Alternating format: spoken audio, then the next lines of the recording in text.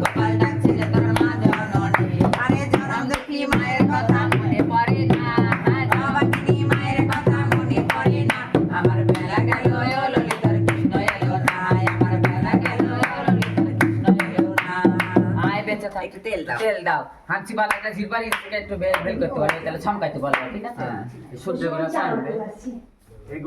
সামনে। এই দানে একটা আশীর্বাদ করুক বাচ্চাটাকে। আয় ভগবান রূপবালা জীবতী নিয়ে নমাস পাল 1.5 বছর কথা গাইবি পাস কমা করবো তুই বেঁচে থাক। ডাক্তার না খায় আমরা আশীর্বাদ করে যাই।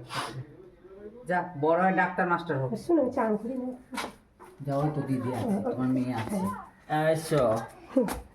সবাই বলে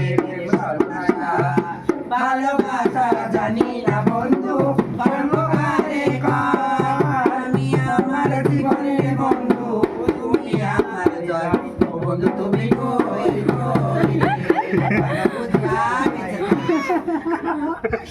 বন্ধ করিস না তোমার দাও